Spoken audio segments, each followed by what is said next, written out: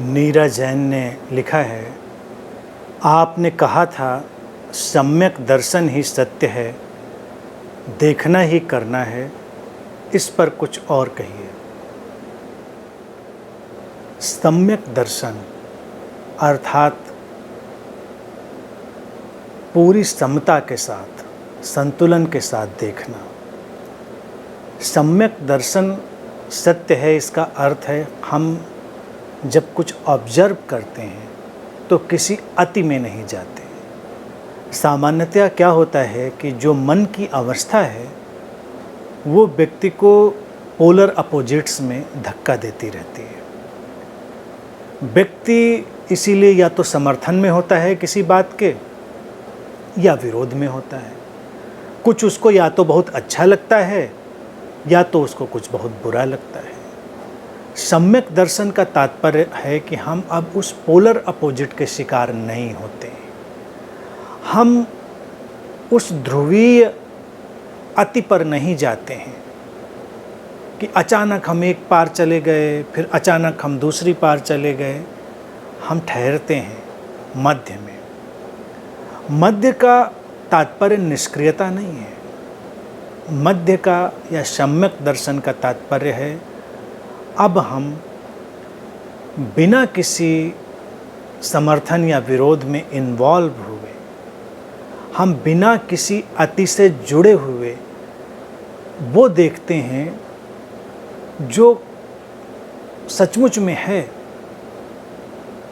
अब जो सचमुच में है वो देखना तो आसान नहीं है, वो तो कठिन है, लेकिन करीब करीब निकटतम देखा जा सकना संभव होता है अगर हम किसी भी अति से बाहर होते हैं।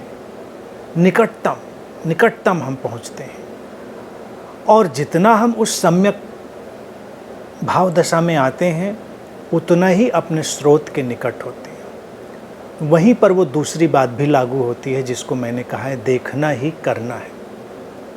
यानी कि जब हम कुछ ठीक ठीक देख लेते हैं तो हमारा करना स्वतः ही घटता है, उस देखने से घटता है। जो डूइंग है वो सीइंग के बाद बहुत ही स्पॉन्टेनियसली, सहजता से बस केवल घटती है। Doing follows the seeing spontaneously without any hindrance. तो ये जो है ना, ये बहुत महत्वपूर्ण घटनाक्रम है जीवन का कि पहले हम सम्यक दर्शन को उपलब्ध हों, और जैसे ही सम्यक दर्शन घटेगा तो सम्यक दर्शन का अर्थ समझ भी है, समझ आई आपके भीतर, तो करना अपने आप घटेगा। वो कृत्य स्वतः ही अपना काम करेगा। वहीं पर हम उस समझ को भी अपने अंदर अवतरित होता हुआ देखते हैं जो अकर्ता की समझ है, नॉन डूअर की।